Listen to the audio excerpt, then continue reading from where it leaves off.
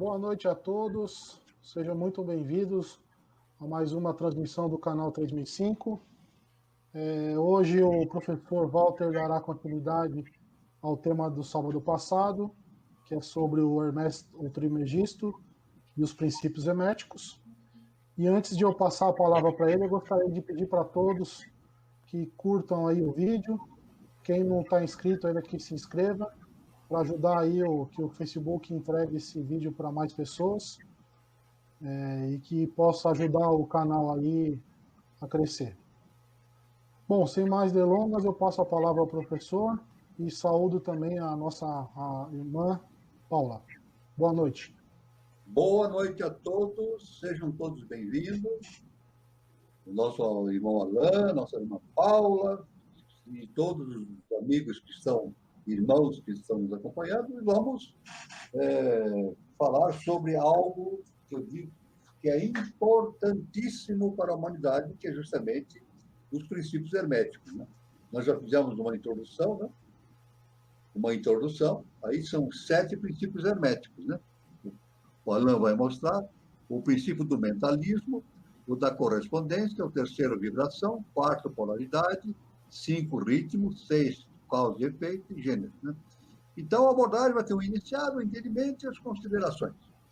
A cada princípio, eu vou fazer as minhas considerações, depois a Paula, a cada princípio, ela vai fazer as considerações dela. Isso aí vai enriquecer muito a apresentação, né? Então, vamos começar. Vamos começar?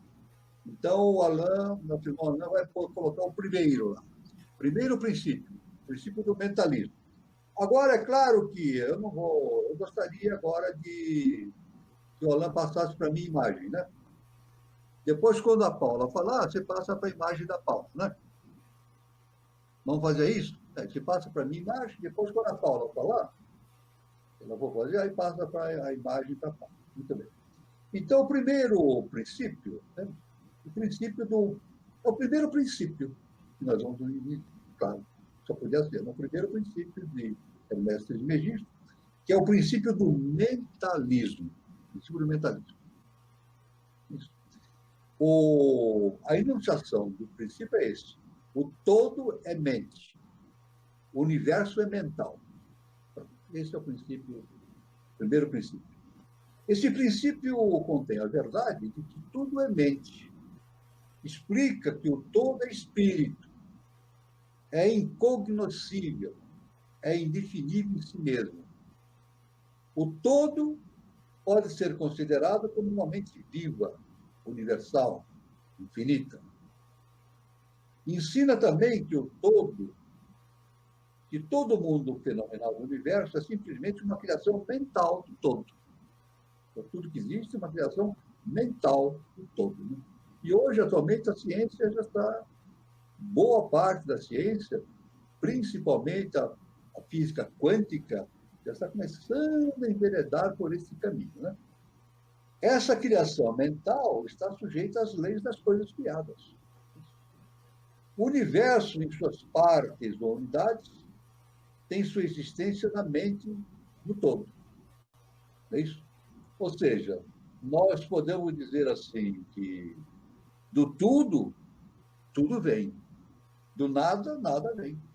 É uma coisa lógica, né? Do tudo, tudo pode vir. Agora, do nada, nada vem. Então, é claro que se tudo isso que existe ao nosso redor, e tudo aquilo que existe que nós não enxergamos também, por ser parte do universo transcendental, hiperfísico, é fruto de uma ação mental do universo, né? Por isso que o princípio diz que o universo é mental. Nós nos movemos, vivemos e temos nossa existência no todo. Quem compreende a verdade da natureza mental do universo está bem avançado no caminho do domínio. O domínio, digo, não no domínio do universo, domínio de si mesmo, né? O principal ponto da iniciação é o domínio de si mesmo. Então, isso aí, o entendimento dessa parte mental do universo. Ora, aí nós falamos na transmutação mental. Se o universo é mental na sua natureza, A transmutação mental pode ser considerada como uma arte de mudar as condições do universo, nas divisões da matéria, da força e da mente. Então, se existe essa força mental agindo como princípio universal, então existe essa possibilidade da mudança constante, né? nos planos objetivos. Assim, nós podemos dizer, veja bem que interessante, a transmutação mental é realmente a magia que os antigos escritores trataram nas suas obras místicas. Aí vem a transmutação mental, a mutação da mente.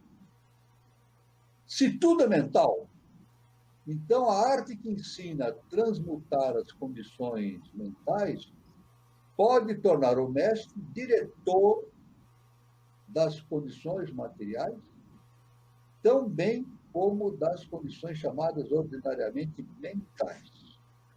Então, o domínio mental dá ao mestre, né, aquele que se tornou um adepto, o mestre, a possibilidade de fazer essas transmutações mentais. E, é claro, transmutação mental, é isso, é a origem da magia. Simplesmente a origem da magia. Né? A magia se comporta nesse aspecto. Né? Então, temos os poderes da mente. De fato, vejam bem, nenhum alquimista que não esteja adiantado na alquimia mental pode obter o grau necessário para poder dominar as grosseiras condições físicas e os elementos da natureza. A produção ou cessação das tempestades e dos terremotos, assim como de outros grandes fenômenos físicos.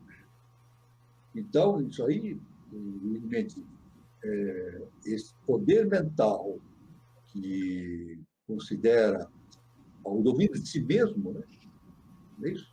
Se o universo tem essa raiz mental, e nós somos, como Jesus falou, somos deuses, temos a raiz desse universo mental, nós temos a possibilidade também de exercer uma atitude de domínio. Só que esse domínio tem que começar primeiro dentro de nós mesmos, né? Dentro de nós mesmos. Então, é por isso que eu sempre cito, porque está no Evangelho, e é uma coisa extraordinária. Né? Num determinado momento, Jesus, está no Evangelho, né? Havia uma tempestade, Jesus levantou os braços e a tempestade amainou. Ele amainou a tempestade. Não é verdade? Por que ele amainou a tempestade? Porque ele tinha domínio sobre si mesmo. Ele tinha domínio sobre si mesmo. E o nosso augusto mestre, professor Henrique José de Souza, afirma o seguinte: quem domina a si mesmo, as leis da natureza tornam-se dóceis para ele. Né? No momento que o indivíduo domina a si mesmo, ele domina tudo. Os fenômenos da natureza é algo extraordinário que fica bem além da nossa possibilidade de imaginação humana. Né? Mas Jesus fez isso, amainou a tempestade.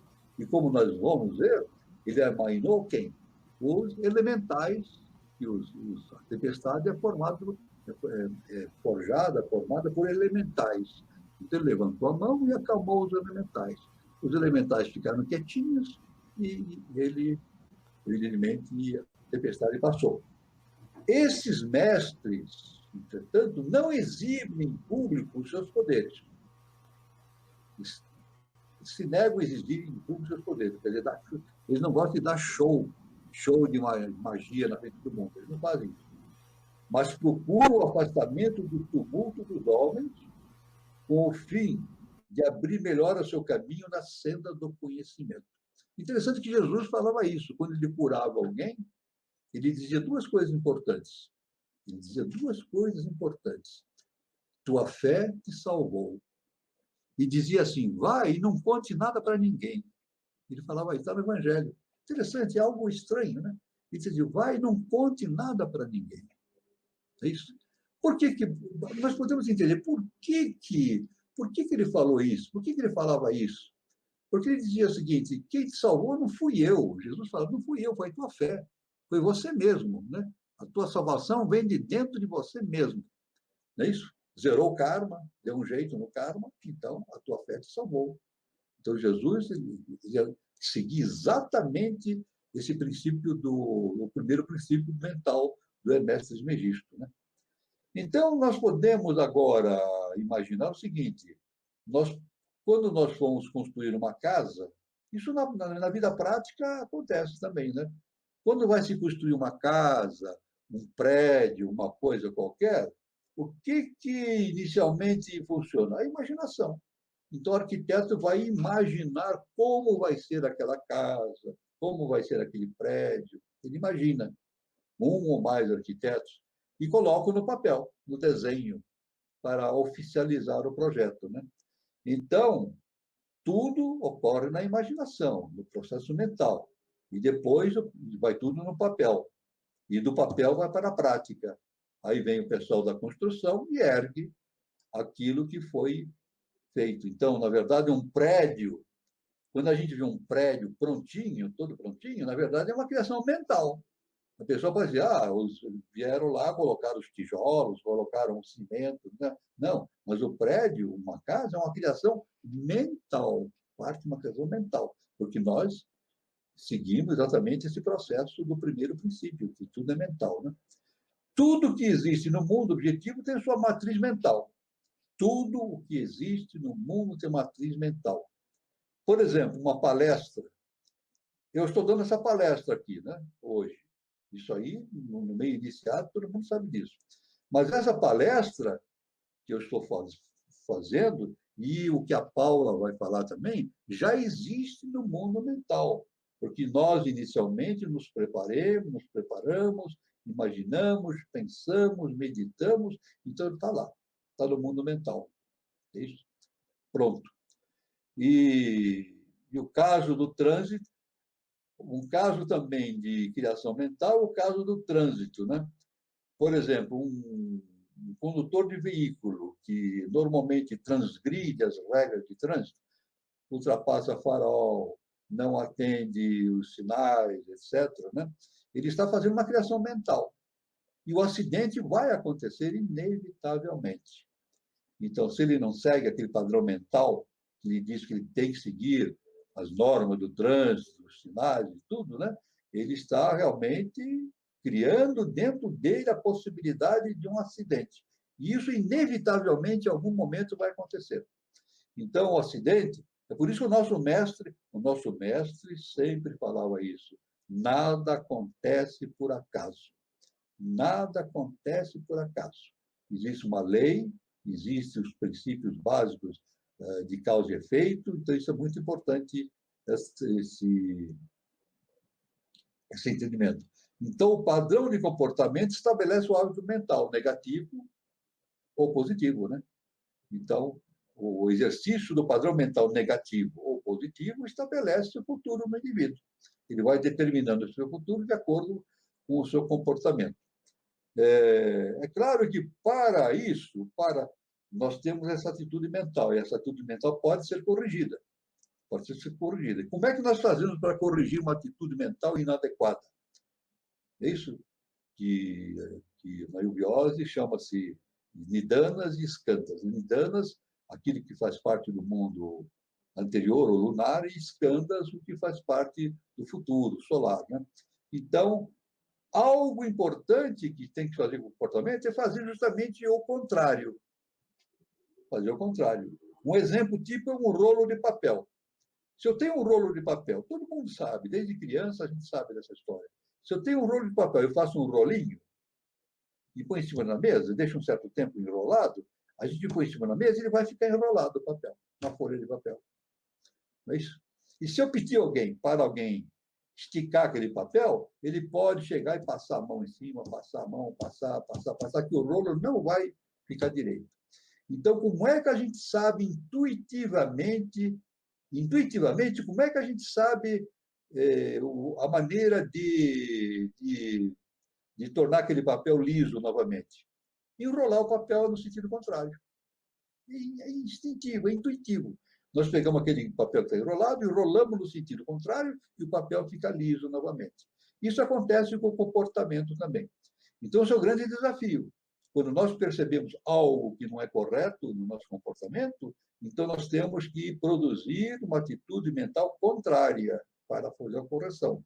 No início é difícil, mas depois torna-se um hábito bom, não é isso? Porque o hábito a coisas más também constituem hábitos maus, que nós, todos seres humanos, temos, né? Todos nós, seres humanos, temos a parte, os hábitos maus. Então, tem que fazer o contrário e até o ponto que torna-se, então, o exercício de um hábito bom. O caso dos dramaturgos e novelistas também é um exemplo muito importante. Eu já vi várias entrevistas de dramaturgos, de pessoas que fazem novelas, fazem livros, né? Eles vão criando aqueles personagens, etc. E, normalmente, sabe o que acontece? A história toma um rumo diferente. Toma um rumo diferente, porque ele vai criando aquelas imagens, e aquelas imagens não estão somente no papel, elas estão no plano mental. Aquilo está agindo no plano mental. E, normalmente, eles têm até a história que eles inventam, ou no cinema, ou na TV, acaba tendo um desfecho, às vezes, diferente daquilo que eles imaginavam anteriormente. Porque aí age exatamente o plano mental, né? O plano mental define. Então, tudo o que se pensa produz estrutura mental viva ou animada. Então, as nossas emanações mentais, isso na iniciação nós sabemos, e formam formas de pensamento. Tudo que nós pensamos, e principalmente se a gente pensa continuadamente a mesma coisa, formam formas de pensamentos. Coisas vivas que estão ali agindo, né, que formam pensamentos, e elas são alimentadas sempre pelo nosso pensamento contínuo naquilo, né? Então, nós temos que um pintor constrói a imagem mental do quadro. Um pintor, antes de pintar, isso ele vai imaginar aquele quadro na imaginação dele. Depois ele vai executar a coisa. Né? Um exemplo muito típico disso, da imagem mental, é o Michelangelo. Né? O Michelangelo, um dia chegaram para ele e disseram assim, mas como é que você... Isso faz parte da biografia dele, né? Chegaram para o Michelangelo e falaram assim, como é que se consegue pegar um pedaço de duro, né? de gesso não, de mármore, né? E transformar numa obra-prima dessa? É uma coisa impressionante, né? Aí o Michelangelo deu uma resposta extraordinária. Ele disse assim, olha, a escultura já está dentro daquele mármore.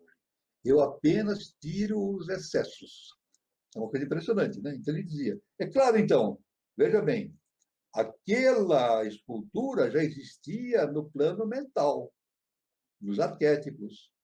Então, na verdade, ele não. Na verdade, a gente diz assim, ele inventou aquela imagem, ele imaginou. Não, ele apenas plasmou.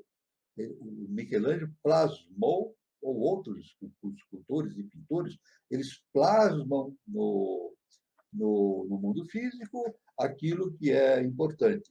Eu até li uma vez um livro, né, um livro espiritualista, em que o indivíduo estava nos mundos internos, junto com o seu instrutor, e ele viu numa das paredes, né, a Mona Lisa. Ele viu a pintura da Mona Lisa. Então ele falou para o seu instrutor, que chamava-se Alexandre. Ele falou assim, olha, eu conheço essa pintura aqui, está lá no Louvre, a original está lá no Louvre, eu conheço. Então, Alexandre falou para ele, o instrutor dele, surpreendentemente, falou para ele, não é bem assim. Esse que você está vendo é o original. O do Louvre é cópia. Então, Leonardo da Vinci, na verdade, ele fez uma cópia da Mona Lisa, que está nos mundos internos e tornou no mundo físico denso. Então, é essa relação entre arquétipo e mundo físico. Aliás, o próprio Jung falava isso, dos arquétipos, né? Dos arquétipos e também outros. Platão falava isso também, o mundo das ideias, o mundo sensível e o mundo das ideias. Né? Ele dizia, não, existe o mundo das ideias e o mundo sensível. Platão já sabia disso, ele sabia exatamente. Então, o conferencista transmite. Veja bem agora, mais interessante, hein? Olha, uma coisa mais interessante. Um bom conferencista é aquele, não é aquele que fala muito, fala palavras bonitas e repete citações. Esse não é um bom conferencista. O bom conferencista é aquele que tem a capacidade de formar formas de pensamento nítidas. Perfeito? Então, ele forma, ele pensa, trabalha mentalmente, e ele, no plano mental, ele forma formas de pensamentos. Então, as pessoas que estão ouvindo a palestra vão entender muito melhor quanto mais nítida foi essa forma de pensamento. Veja, isso é um conhecimento iniciático importantíssimo, né? Importantíssimo. Agora, para finalizar esse princípio, só a última coisa que eu vou falar, depois a Paula fala, eu vou citar aqui uma história do Paul Brunton, né, que foi um grande inglês, né? Ele foi jornalista inglês, escreveu vários livros, né? Esteve no Egito, na Índia, inclusive ele escreveu um livro chamado A Índia Misteriosa. E ele cita um fato importante. Ele estava na Índia e ele estava no terceiro ou quarto andar de um prédio. E o amigo dele estava embaixo. E existia lá embaixo um faquir. Um faquir. Veja bem, a gente tem que fazer a diferença entre faquir e yogi, né? O yogi é um indivíduo que estuda. Ele faz o processo iniciático. Ele tem profundidade de pensamento. O faquir não, ele produz fenômenos. Ganha dinheiro. O faquir ele não entra muito nessa parte iniciática, mas ele ganha dinheiro produzindo fenômenos. Isso é muito comum na Índia. Então, o que aconteceu? O Paul Brunton, como eu falei, estava no terceiro ou quarto andar desse prédio, né? E, de repente, ele desceu. E o amigo dele falou para ele assim, olha, que coisa fantástica que aconteceu aqui. Aqui tinha um faquir na minha frente, um pessoal, todo mundo ao redor dele. Sabe o que ele fez? Tinha uma corda enrolada nos pés dele. Num determinado momento, a corda se desenrolou, ficou retinha, e ele subiu nessa corda, foi até em cima e voltou, e desceu na corda. É isso? Um fenômeno estranho. E o Paul Brunton contou que ele estava vendo lá do prédio o que estava se passando. Ele disse que isso não aconteceu. Isso não aconteceu. O faquir não fez isso. Ele não esticou a corda, não subiu na corda, nem desceu. Ele somente fez o seguinte: ele projetou na mente das pessoas aquela maia de que a corda estava esticada e que ele subiu e desceu através da corda. Isso foi descrito pelo Paul Brunton no seu livro A Índia Misteriosa. Então, para a gente demonstrar justamente a ação da mente na mente de outra pessoa, né? O indivíduo, é claro que o poder mental dele não conseguiu atingir a mente do Paul Brunton, porque ele estava lá no quarto andar do prédio, estava muito longe, mas aqueles que estavam ao redor do faquir ficaram envoltos por aquela imagem mental que o faquir tinha produzido. Essas são as minhas considerações a respeito do princípio do mentalismo. Agora, então, eu passo para a Paula, nossa irmã Paula, fazer as suas considerações, né? E, então, aí nós vamos prestar atenção na fala da Paula. Paula, por favor.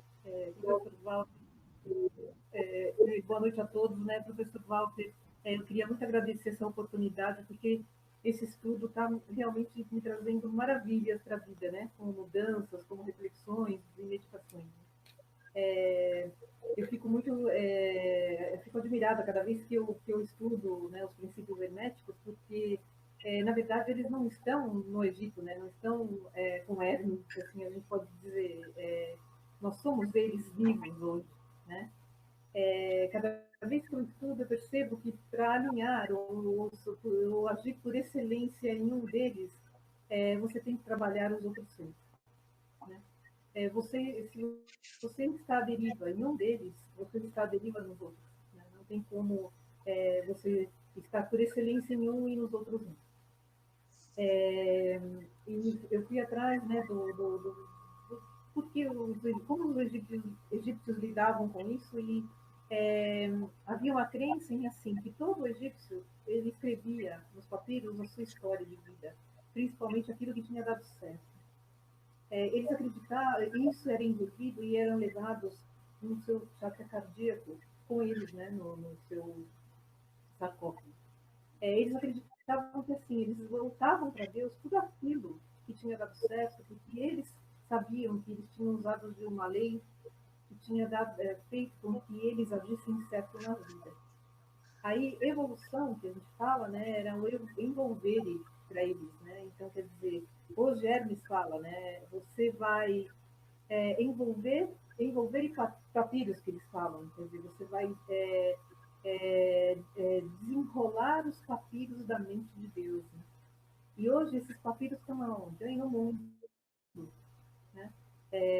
Você tem que desenrolar esses princípios dentro de você para que você entenda e que você se aprimore no hermetismo, ou nas leis herméticas, ou na vida, ou o que quiser se chamar. Então, tudo, né, é resultado desse estado mental. E eu fui vendo, né, na história, né, Platão já dizia, né, nada nasce sem antes ser pensado. Capra dizia, nada nasce caoticamente, né? O grande abismo atual, ele falava, era a crença no acaso.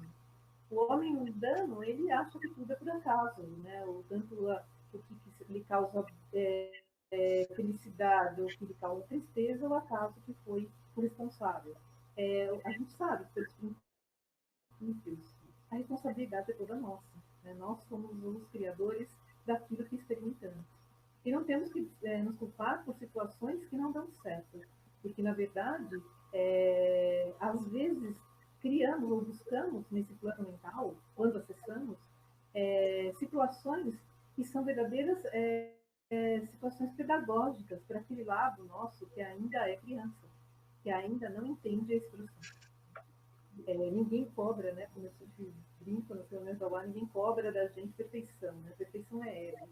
Cobram da gente uma prática, né? Cobram da gente uma experiência, uma atrito em relação à tentativa de entendimento sobre algo. E é engraçado porque aí quando você vai buscar no mundo, né, como o professor diz, né, a iniciação está no mundo, e se a gente cria toda essa condição de vida, hoje não tem nada melhor para fazer o indivíduo entender como é que está esse acesso a esse plano mental, ou como ele entendeu e entende esse princípio do mentalismo, de como ver a própria vida. Né? Porque aquilo que está manifestado e que está honrando ele como um ser divino é o que ele entendeu. E aquilo que hoje o machuca, fere, é o que ele ainda não entendeu que pode mudar. Mas o que o que é mais bonito é que ele vai poder mudar isso a qualquer momento. Né? E aí, então, a gente, através de Platão, a gente consegue um respaldo em relação a esse princípio, através de Capra também. E aí se fala em hoje, né? Hoje são N situações, N processos, N coisas que acontecem no mundo que podem nos ajudar a entender. E do nada veio uma música, né, de um conjunto atual, de reggae até, que chama Natiru, e eu queria dividir com vocês porque olha que interessante o que ele diz, né, o conjunto, em a letra, né. Utilize o poder da sua mente, você está expandindo, pensando ilimitado. A energia presente no universo está disponível para o auto-integrado. Inteligência é relacionar-se, mente é relacionar-se, né? Então é auto-integrado. Você tem habilidade nata para vencer, criar sua realidade e o que deseja viver. Saia da caixa do sistema que te faz perecer, que controla sua vida e limita seu poder. Eleve sua vibração ao ponto de transcender. Aí ele fala, e as coisas boas que você imaginar se tornarão vivas, e os pensamentos positivos serão sua fortaleza. Deixe o amor renascer na sua cabeça e você vai ver o que é Deus. Deixe o amor renascer na sua cabeça e você vai ver a si mesmo. Então, essa é uma música atual que está aí e que, para um iniciado, né, não pode passar despercebido, porque você vai trabalhar esse princípio vivendo, né, criando atritos. Né? E hoje, aí eu pergunto, né, para encerrar esses comentários, que se a gente começa a falar não para, eu pergunto, né, quais são os seus padrões mentais hoje? O que você está criando para a sua vida? O que você está acrescentando para que você tenha uma vida, né, com experiências mais felizes, mais dignas? Né? Então, essa é a minha contribuição, professor, para esse princípio.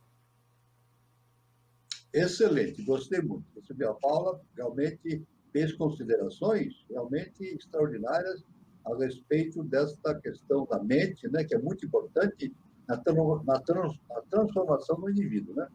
Isso é muito importante e tem que ser necessário. Eu só queria fazer apenas um comentário final usando o Descartes. O Descartes foi o fundador, né? Fundou um dos fundadores da nossa ciência, né? no nosso modo de pensar, etc. Bom, mas ele tinha a sua forma de pensar. Né? Eu não vou dizer que eu sou superior ao Descartes, ou inferior, não, somos seres humanos. Né? Então, mas o Descartes falou uma coisa, pelo lado que a gente até pode encarar pelo lado positivista, científico, mas pelo lado iniciático e baseado no primeiro princípio da mente, nós podemos pensar da seguinte maneira.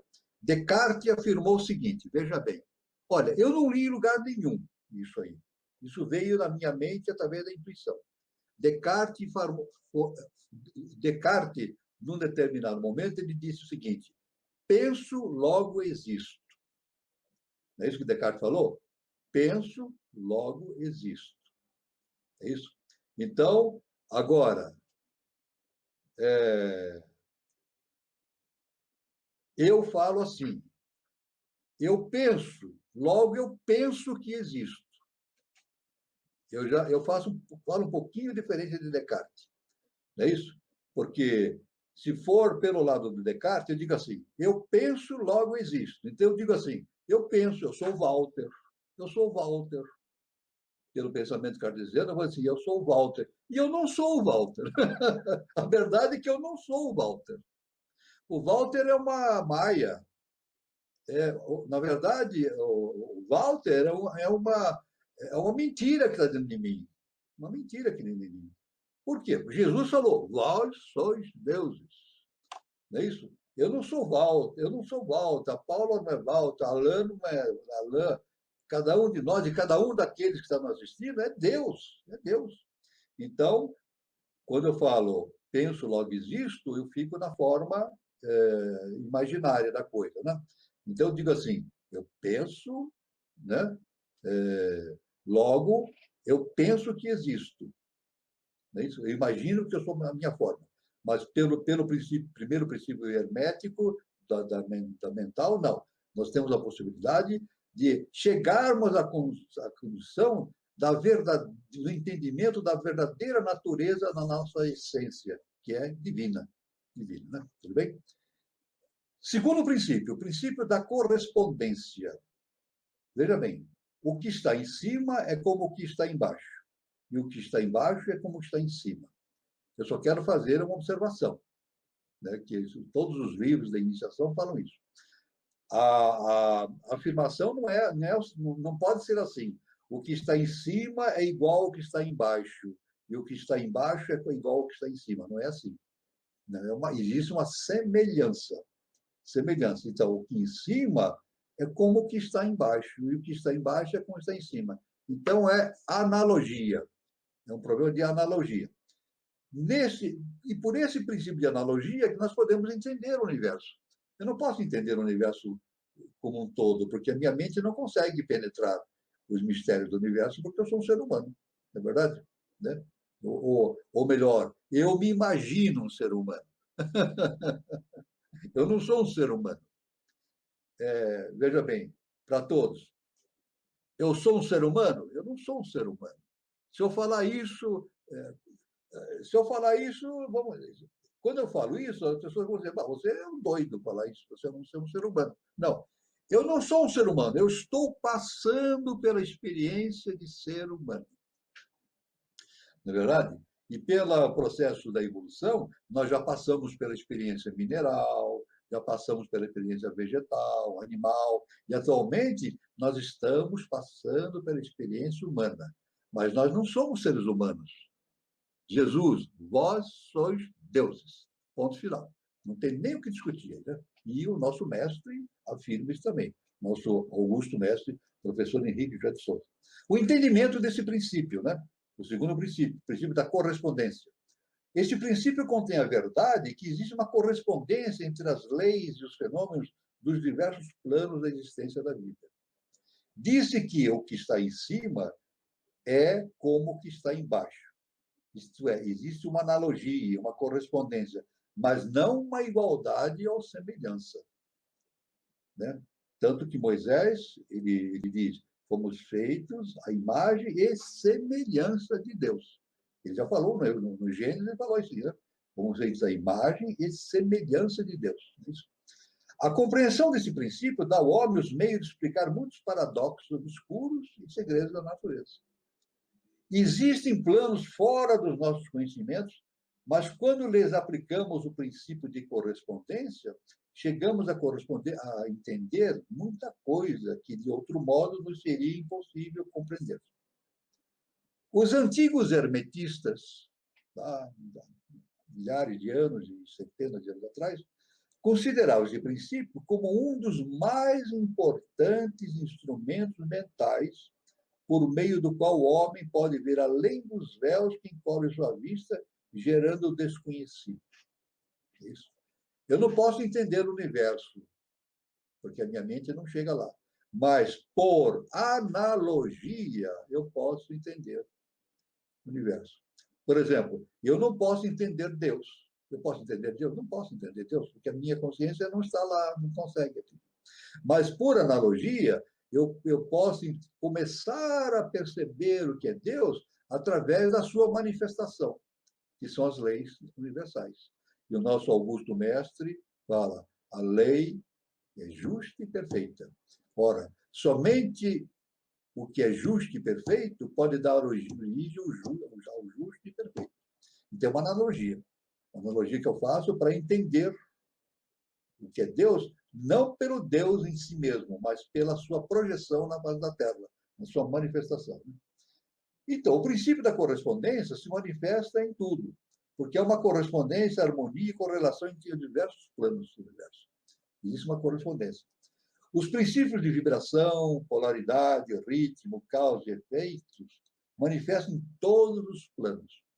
Na verdade, existem 7 princípios, mas eles não se manifestam isoladamente, eles se manifestam em conjunto. Isso é importante já deixar bem claro. São 7 princípios, mas eles são divididos em 7 princípios por apenas um artifício didático. Mas, na verdade, eles agem em conjunto. Eles agem em conjunto, os 7 princípios. Né? Então, existem 3 grandes planos. Para fim da conveniência do pensamento e do estudo, a filosofia hermética considera que o universo pode ser dividido em 3 grandes classes de fenômenos, conhecidas como os 3 grandes planos denominados. 3 grandes planos. O plano físico, mental, o plano físico nosso, né? O plano mental e o plano espiritual. Isso, na verdade, é sempre uma tripartite, né? Se manifesta em tripartite. Essas divisões são artificiais e arbitrárias, porque a verdade é que todas as 3 divisões não são senão graus ascendentes da grande escada da vida. Não é isso? Então, essa escada contém o ponto mais baixo, que é a matéria não diferenciada, e o ponto mais elevado, que é o espírito. Mas, na verdade, não existem 3 pontos diferenciados em 3 pontos distantes do universo. Não está tudo aqui ao mesmo tempo. Se interpenetra. A parte física, a parte espiritual, mental e a parte espiritual, né? Ou seja, os 3 lobos, né? Brahma, Vishnu e Shiva, eles não estão separados no universo. Eles se interpenetram. Nós estamos dentro do mesmo âmbito, não é isso? Nós estamos no mundo físico, mas nós estamos incorporados também no segundo trono, estamos incorporados no primeiro trono e no Sol central e assim por diante. Só que nós não podemos perceber. A diferença é que nós não percebemos as vibrações existentes nesses outros planos. Então, então a gente vê a definição de plano. Se eu não consigo ver a diferenciação que existe em outro plano, eu digo assim, afinal, o que é plano? Nós falamos em planos universais. O que é plano? Então, a gente pode definir de maneira simples. Plano é uma dimensão ou uma condição ou estado. O que é plano universal? A diferença está simplesmente no grau de vibração. É isso? Então, cada plano tem a sua vibração. E nós, evidentemente, só enxergamos aquilo que podemos imaginar. Aliás, isso praticamente nós vivemos a vida inteira, né? Nós, por exemplo, os nossos ouvidos só captam uma pequena gama de vibrações sonoras, né?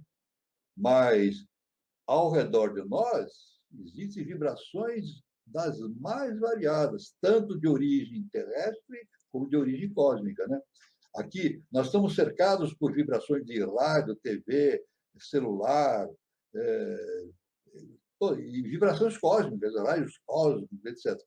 Imagine se a gente pudesse ver todas as vibrações, o sentir. Seria um inferno. Não daria, né? A existência seria impossível. Então, evidentemente, o nosso ouvido seleciona apenas uma parte necessária para que o nosso processo de desenvolvimento se ocorra, né? Então, pontos para reflexão e explanação. Podemos nos aproximar do entendimento dos assuntos superiores através da analogia. Aliás, falando específico na eubiose, um dos métodos usado na eubiose é a analogia. Por analogia, a gente percebe muitas coisas superiores de forma bastante interessante. A divindade se expressa através de leis. Ou seja, eu não posso entender o que seja Deus, mas posso entender as leis universais. Entender, não, mas sentir que as leis universais, conforme o nosso augusto mestre, professor Henrique de Souza fala, é justo e perfeito. E Jesus, nosso mestre e todos os grandes mestres falam a respeito das leis universais, são justas e perfeitas, né? As leis universais são as mesmas, mas manifestam-se de diferentes maneiras em cada plano da existência. Isso. Então, as leis, elas são as mesmas para o universo inteiro, mas manifestam-se de maneira diferente para cada plano universal. É verdade? Aliás, a gente sabe, isso se reflete na lei humana também, né? Disse o seguinte: todo mundo é igual perante a lei, mas o juiz, ao aplicar a sentença, ele vai aplicar a lei de acordo com o estado de consciência da pessoa. Não é verdade? Ou seja, na lei universal, aliás, existe um aforisma, um princípio básico que a população fala e que tem um fundamento iniciático. Né? É o seguinte: quanto mais alto, maior é o tombo. Não é verdade? Então, quanto mais entendimento o indivíduo tem, a lei age mais rigorosamente. A lei humana é assim. A lei humana é assim. O juiz, quanto mais entendimento o réu tiver, mais rígido ele deve agir, conforme a lei. Não é verdade? Porque a lei humana é reflexo da lei universal. Então, a lei universal também é assim. Para quem sabe muito, tem muita consciência, a lei é mais dura, mais rígida. Para aquele que é mais ignorante, sabe menos, a lei é menos rígida, não deixa de existir, mas ela age de maneira justa e perfeita. Por isso que a lei é justa e perfeita. Né? E, por isso, somos deuses.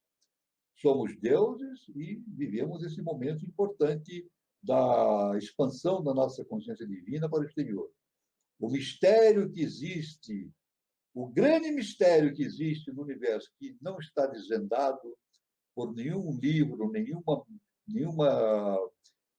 processo de ensinamento é justamente o porquê que existe esse processo do manifestado e do imanifestado.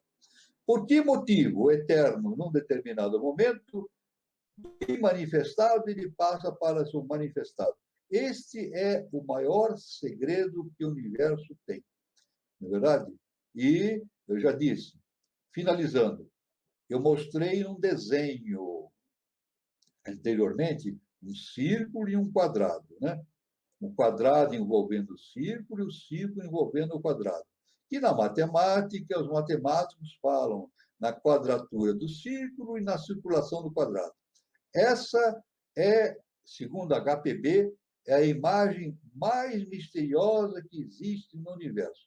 Então, a coisa mais misteriosa que existe no universo e que nós precisamos um dia saber, quem sabe saberemos, é o porquê que existe o imanifestado e por que esse imanifestado tornou-se manifestado e por que motivo, né? Mas isso aí faz parte do processo da iniciação. Segundo a lei, é o que eu tinha que falar, agora passo, por favor, para o nosso irmão Paula. Professor, só complementando, esse princípio da correspondência é um dos princípios que mais me causa curiosidade, né? Esse princípio, então, na verdade, assim, a gente aprende, né, como não é nada igual, né, é correspondente. Então, quer dizer, ao momento em que a gente consegue entender essa correspondência dentro de nós, né, que o que a gente pensa vai gerar o que a gente sente e vai gerar o que a gente vive, a gente começa a entender como que esse relacionamento, essa correspondência se segue. Aí eu só peguei um exemplo, por exemplo, uma lei de Newton, né? Rotação gera uma reação no sentido contrário, uma reação no sentido contrário de igual intensidade.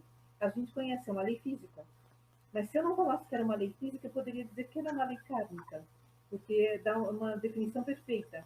Eu poderia dizer que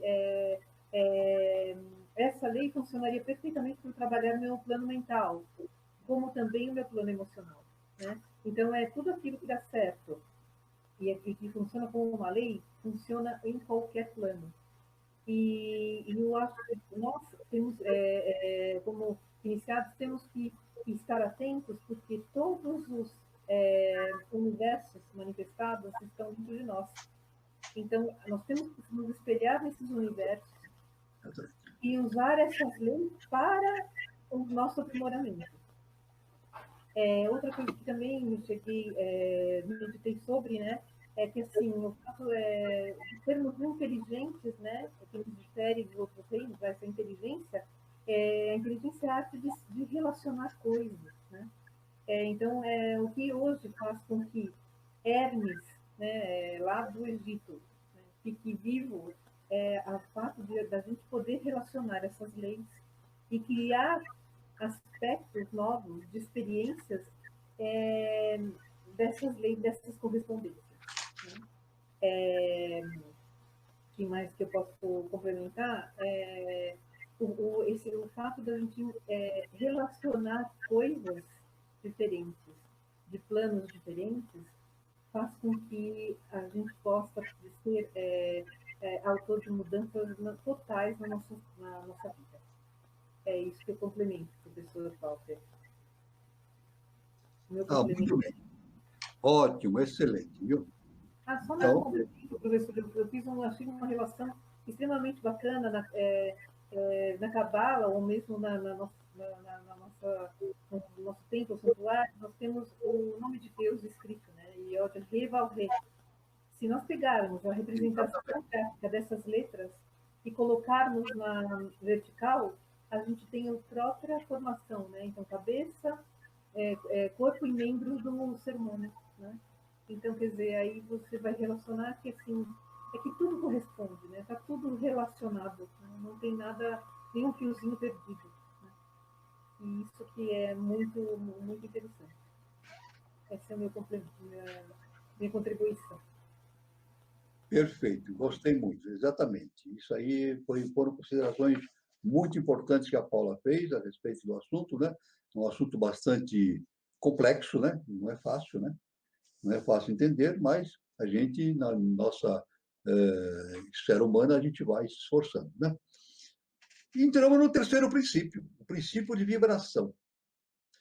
O princípio de vibração é o seguinte: nada está parado, tudo se move, tudo vibra. Aliás, a ciência hoje já sabe disso, né? A ciência já afirma isso, tudo é vibração, tudo vibra, né? As moléculas, tudo é vibração, né? Nada está parado em vibração, né? A ciência já chegou a essa conclusão, né? Esse princípio encerra a verdade que tudo está em movimento, tudo vibra, nada está parado. Explica que as diferenças entre as diversas manifestações da matéria, energia, mente e espírito resultam das ordens variadas de vibração que existem. Desde o todo, que é o puro espírito, até a forma mais grosseira da matéria, tudo está em vibração. Tudo vibra, não é isso? Quanto mais elevada for a vibração, tanto mais elevada será a posição da consciência nessa escala vibracional. A vibração do espírito é de uma intensidade e rapidez tão infinita que praticamente ela está parada, como uma roda que se move muito rapidamente, parece estar parada. É isso? A gente vê até um ventilador, né? Quando o ventilador gira rapidamente, chega um momento que as hélices parecem que estão paradas, né? Uma forma uma analogia, assim, né? Então, o nosso mestre, enfim, o nosso augusto mestre, o professor Henrique G. de Souza, afirma também que em Shambhala, que é um nível altíssimo de espiritualidade, a vibração é tão alta, mas tão alta, que parece que tudo está parado, está imóvel. Mas não é. É imobilidade perfeita. É imobilidade perfeita. Não é isso? Então, na extremidade inferior da escala estão as grosseiras formas da matéria, cujas vibrações são tão vagarosas que parecem estar paradas. Então, na nossa mente aqui, no nosso plano, a vibração é lenta, bem lenta, né? E à medida que a evolução espiritual aumenta, a consciência, a vibração vai aumentando cada vez mais. Né? Entre esses polos existem milhões e milhões de graus diferentes de vibração, entre o menos evoluído e o mais evoluído. O conhecimento desse princípio, com as formas apropriadas, permite ao estudante hermetista conhecer as suas vibrações mentais, assim como também a dos outros. Aquele que compreende o princípio da vibração alcança o poder. Veja bem, tudo é vibração. Isso, tudo vibra. Aquele que tem acesso ao comando dessa questão da vibração, ele atinge a questão do poder, né? Da vibração. O princípio hermético foi reconhecido por muitos dos grandes, maiores filósofos gregos que introduziram em seu sistema. Através dos séculos, já os filósofos gregos já conheciam isso, né? Através dos séculos, esses conhecimentos foram perdidos pelos pensadores que estavam fora das fileiras herméticas. Isso, com o tempo, isso foi sendo perdido, né? Agora, existem atualmente os fundamentos da ciência moderna. Mais tarde, a ciência física, fundamentalmente as descobertas do século XIX e XX, acrescentaram as provas de exatidão e verdade secular da doutrina hermética. Isso. Então, a ciência, hoje, vê que tudo é vibração. Tudo é vibração, então realmente é uma coisa fantástica, né? Então,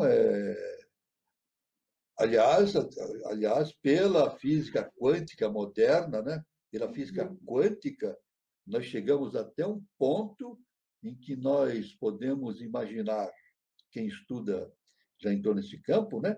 Que em determinado momento, um determinado fenômeno, ele pode se comportar de maneira vibratória ou de maneira material, ao mesmo tempo. Pode ser matéria ou vibração, de acordo com as condições experimentais vigentes, né? Isso aí está na física quântica, né? A teoria quântica, isso é mostrado de maneira bastante interessante, né? Os ensinamentos herméticos afirmam, tudo está em movimento e vibração constante. As diferenças entre as diversas manifestações do poder universal são devidas inteiramente à variação da escala e do modo de vibrações. O que diferencia as coisas? Vibração. Planos, mentes, estado de consciência e estado de vibração. O todo em si mesmo manifesta uma constante vibração de um grau tão infinito de intensidade e movimento rápido que praticamente pode ser considerado como estar parado. É isso? As vibrações muito elevadas vibram de uma maneira tão intensa, mas tão intensa, que a nossa visão comum pareceria que está completamente imobilizada. Mas é a vibração total, vibração completa, né? A questão, então, a gente entra na questão do espírito e da matéria e energia, né? Logo, num dos polos está o espírito e no outro está a matéria, separados por infinitas escalas e modos de vibração. É isso?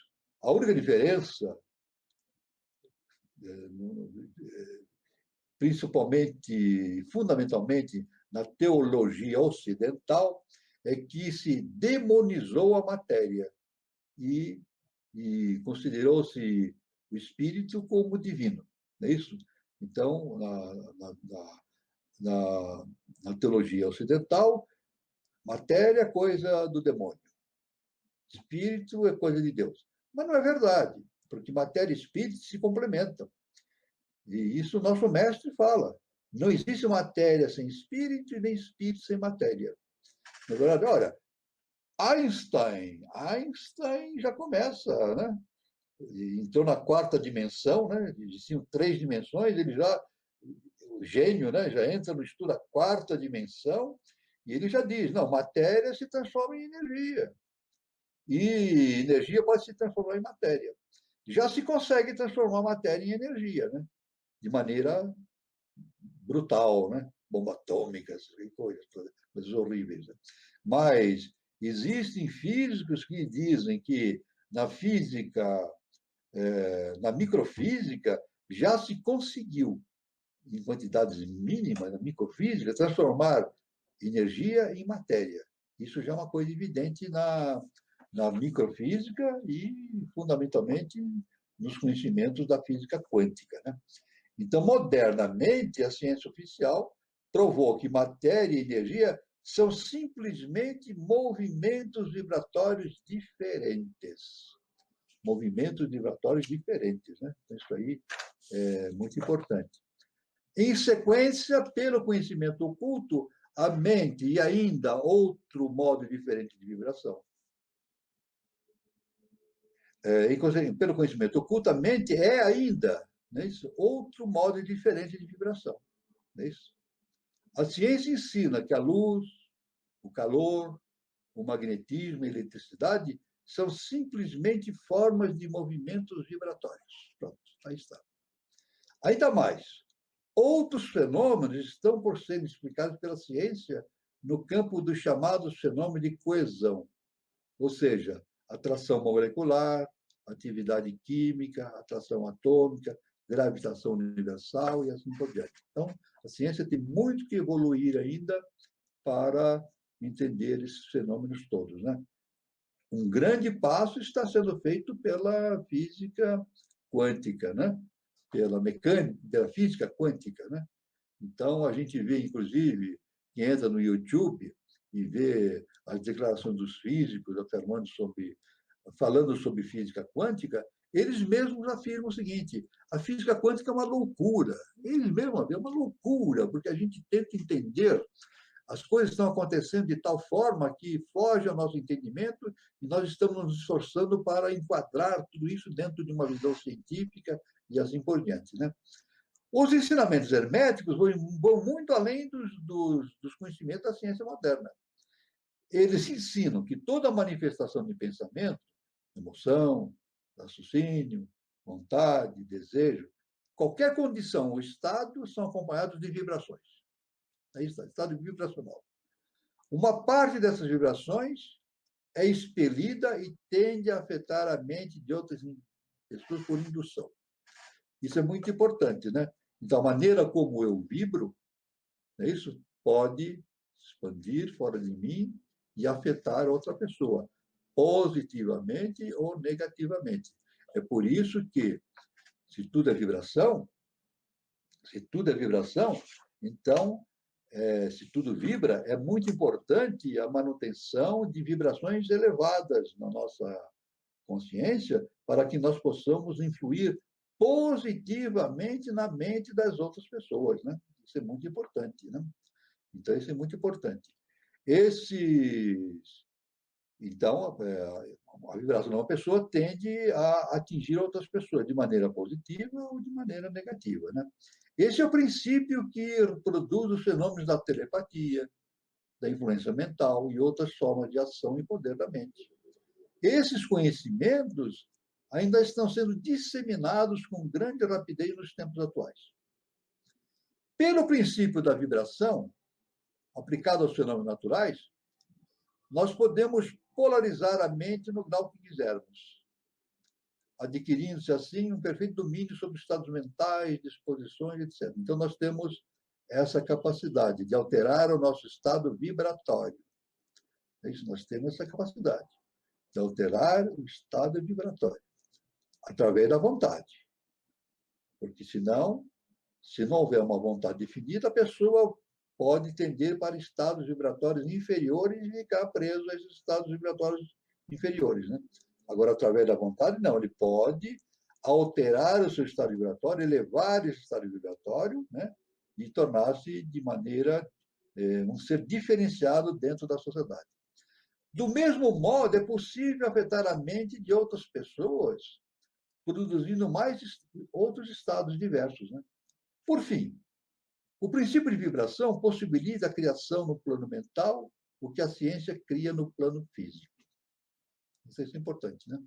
Então, essa reflexão sobre o princípio de vibração nos possibilita compreender os admiráveis fenômenos do poder manifestado pelos mestres e adeptos. Esses mestres e adeptos são capazes, aparentemente, de destruir as leis da natureza, produzindo chamados milagres. Mas, na verdade, milagre não existe. Milagre é um nome dado. O milagre é um nome dado por os seres humanos que não entendem que tudo tem que ser explicado através de leis cósmicas, né? Então, não existem milagres.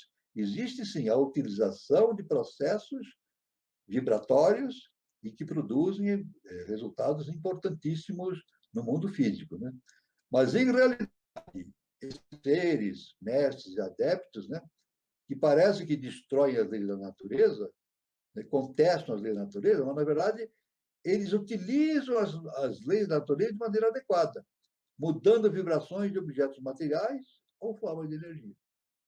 É isso, então, através da atitude mental. É isso? Então, isso é muito importante, esse conhecimento, e só se consegue através do processo da iniciação. Pontos para reflexão e explanação. Hoje é um fundamento científico inquestionável a natureza vibracional da matéria. Não há discussão a esse respeito na ciência. O exemplo do receptor de rádio, né? Existe uma enorme quantidade de vibrações que nos cerca, né? Outro exemplo, afinidade vibracionais entre seres humanos, tanto que nos colégios iniciáticos é ensinado para os alunos existe uma afirmação que é universal: os semelhantes se atraem. Semelhantes se atraem. Então, aqueles que têm mesma vibração se atraem. É isso? Aqueles que têm diferentes vibrações se repelem. É isso? É assim. O poder vibratório de alta frequência, o poder protetor de alta frequência vibratória mental, serve de um protetor para o ser humano, né? Então, quanto mais elevado for o poder vibratório de um ser humano, mais proteção ele vai ter contra as ações deletérias que possam vir do mundo exterior, né?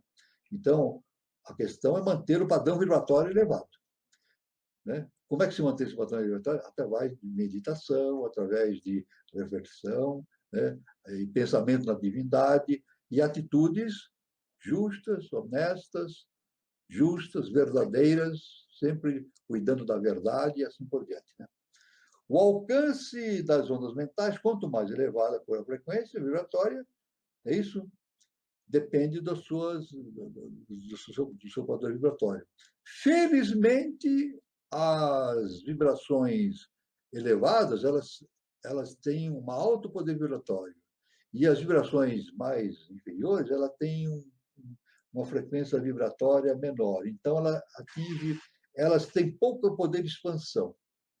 Pouco poder de expansão. E as que têm alto poder vibratório têm alto poder de expansão. Por isso que, agora, para quem está numa escola de iniciação, é isso? E faz ritualística, a ritualística, o poder ritualístico não se fica preso em quatro paredes, não. Toda aquela vibração se expande pelas paredes e vai atingir mentes e mais mentes pelo mundo afora. É isso? Pessoas que se reúnem num estado vibratório superior através de um ritual e de atitudes positivas, vibratoriamente, isso tem uma enorme influência sobre a mente de outras pessoas que estão em outros continentes, em outras cidades e assim por diante.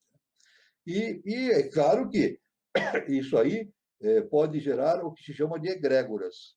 São formas de pensamentos, né, positivos e negativos, né? Isso também, a organização de pessoas que se reúnem num determinado plano vibracional e baixo, né, acaba ocasionando a formação de, de, de coisas mentais, né, de estruturas mentais negativas, que são chamadas egrégoras, quando pelo lado positivo, né? O que nós podemos citar, egrégora negativo, é o poder, a ação deletéria isso no mundo inteiro, né? Não só no Brasil, das torcidas organizadas, né? Eles ficam naquela egrégora negativa, né? E acabam fazendo bobagem, né? Acabam brigando, dando tiros, porque eles perdem a sua consciência, se imiscuem naquela egrégora vibratória e acabam fazendo bobagem, se envolvendo em confusão. Isso é importante. Então, é importante ter sempre grupamentos, né, fazendo egrégoras positivas para manter um alto poder coletivo, né, um alto poder de pacificação coletiva, né? Então, o poder equilibrador, então, de vibracional, dá importância para a meditação coletiva, né? Meditação coletiva. Então, isso é uma coisa muito importante, né? E tanto eu posso, para finalizar, eu posso citar o Winston Churchill, que foi o maior estadista que o mundo já teve, né? Winston Churchill, né? Então, ele falou uma vez sobre opinião pública, né? Muita gente fala opinião pública, não sei o que lá, você dá muita importância à opinião pública. Mas o Winston Churchill, uma vez, ele disse: não existe opinião pública, mas sim opinião publicada. E é verdade. Não existe opinião pública, existe opinião publicada, de maneira geral. Então, os órgãos ou livros emitem as suas opiniões e as pessoas que não têm defesa vibracional absorvem aqueles conhecimentos e ficam vibrando naquele estado. É isso? E ficam vibrando no estado que lhe foi incutido na cabeça, né? Isso não é correto. Isso não é correto. Não é isso? Por isso que nosso mestre, o nosso grande mestre, professor Henrique de Souza, sempre afirma: cada um deve tirar as suas próprias conclusões de tudo. Deve meditar, comparar e tirar as suas próprias conclusões. Isso é muito importante. Então, isso, finalizando, então, o terceiro princípio, passo agora para a Paula fazer a sua complementação. Professor, então, eu complemento dizendo o seguinte, né? Esse estado, nós somos a pura vibração. O estado vibracional do nosso interior é o que caracteriza a nossa consciência. Né? Então, quando nós entendemos, né, que a diferença entre matéria, espírito, mesmo até Deus, é o próprio estado vibracional. Então, quer dizer, eu acelero a matéria, eu tenho energia, eu acelero energia, eu tenho luz, grosseiramente falando. Acelero luz, eu tenho espírito, acelerando o espírito, eu tenho chego a Deus. Então, quer dizer, se nós temos isso, já entendemos o princípio da mente e criamos, podemos mudar a nossa realidade a qualquer momento. Sabemos que os planos se correspondem e que tudo, para que haja essa correspondência apenas um estado vibracional, a gente começa a entender que essa consciência é que nos dá um lugar no tempo e no espaço, né? Então, quer dizer, aquilo que a gente vibra é que posiciona hoje a gente numa vida, né, de aprendizado. Outra relação que eu fiz é que consciência tem a ver com a evolução. E evolução é uma depuração do seu gosto. Então, uma das principais ferramentas que a gente tem hoje para mudar o nosso estado vibracional é a música, né? A música é a vibração mais pura. Você mudando ou percebendo qual é o seu gosto musical, né? O que você escuta, você vai entender qual que é o seu estado vibracional. Né? Quanto mais quanto mais a gente tiver poder sobre os nossos pensamentos e entendimento sobre as leis, mais poder teremos pelas nossas vidas. Ter poder pela nossa vida é não ficar suscetível à vibração externa. Então, dificilmente quem tem poder, quem depura o seu gosto, né, que quem se comunga com coisas mais nobres, mais sutis, dificilmente vai ser levado pela vibração mais mundana, ou de brigas, ou desentendimentos e tudo mais. A gente tem um grande exemplo dentro da nossa instituição, que quanto mais a gente depurar o nosso gosto, mais próximo a gente está do bem, do bom, do bem e do belo, né? Que o professor tanto deixou e tanto falava, né? Aí eu falo, mudar esse estado vibracional, mudar condições de vida, gera um certo desconforto, sim, né? Mas assim, a prática, a mudança, toda a mudança que a gente faz na vida, a gente tem que chegar à conclusão que não é confortável, mas muitas vezes são necessárias para que a gente possa ser melhor, né? Num estado vibracional, a gente nunca consegue entender os ganhos de uma mudança de vibração. Só quando há essa mudança que a gente vê o quanto a gente se limitou num outro estado. Então, essa é a minha contribuição para esse princípio. Exatamente. Como a Paula falou, a mudança vibracional existe uma determinação, né, da pessoa, né? Não ocorre assim à toa, né? É necessário que a pessoa tenha um plano diretivo e se esforce para que esse fato aconteça. Né? Bom, agora chegamos aqui ao quarto princípio, que é o princípio da polaridade. É isso. O princípio é o seguinte: tudo é duplo, tudo tem polos, tudo tem seu oposto. O igual e o desigual são a mesma coisa. Os opostos são idênticos em natureza, mas diferentes em graus. Os extremos se tocam. Todas as verdades são meias-verdades. Todos os paradoxos podem ser reconciliados. Então, na verdade, o que se diz, resumindo, não existem opostos, e sim complementares. Tudo aquilo que a gente imagina como coisas opostas são complementares. A gente pode ver até pelo símbolo do tal, né? O tal, vou até desenhar aqui com a mão, né? O tal tem um círculo, né? E uma linha com S, né? Um círculo escuro, uma parte escura e uma parte clara, né? No lado escuro tem um círculo branco e no lado claro tem um círculo preto.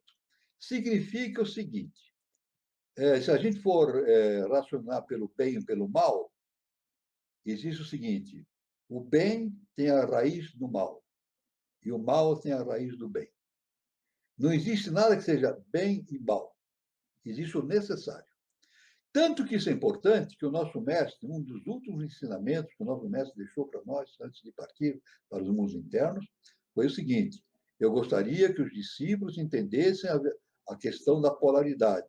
Então ele diz o seguinte: porque quem entende a polaridade entende tudo. Quem entende a polaridade entende tudo. Isso é muito importante. Né? Então, tudo tem seu oposto. Esse princípio explica que em tudo há dois polos ou aspectos opostos.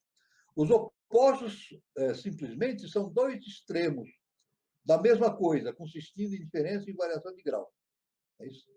O calor e o frio, ainda que sejam opostos, são a mesma coisa. A diferença entre eles consiste simplesmente na variação do grau dessa mesma coisa, que é o estado vibratório. Não há coisa como calor absoluto ou frio absoluto. Não existe. É isso. Os dois termos indicam que essa mesma vibração, que se manifesta nada mais é do que uma forma de variedade de ordem de vibração. O mesmo princípio se manifesta no caso da luz e da obscuridade. Onde cessa a obscuridade e começa a luz? Qual a diferença entre o grande e o pequeno? Entre o forte e o fraco? Entre o branco e o preto? Entre o perspicaz e o nécio? Entre o alto e o baixo? Entre o positivo e o negativo? O mesmo princípio opera no plano mental. O amor e o ódio são dois estados. Estados mentais com aparência totalmente diferentes. Mas amor e ódio podem estar graduados de tal maneira que nos é difícil distinguir em certas circunstâncias. Né? Então, a gente pode ver que, muitas vezes, uma atitude que é considerada amorosa, na verdade, ela não é amorosa, ela tem o ódio por dentro dela. Então, isso aí, o bem e o mal, né? O bem e o mal, né? Por exemplo, um exemplo típico é um pai. O pai ou a mãe que faz todas as vontades do filho, né? Tudo que o filho quer, dá, e não exige nada. Eles podem pensar que estão fazendo um bem para o filho, mas estão fazendo mal, porque dão tudo e não exigem nada. Não pode ser assim.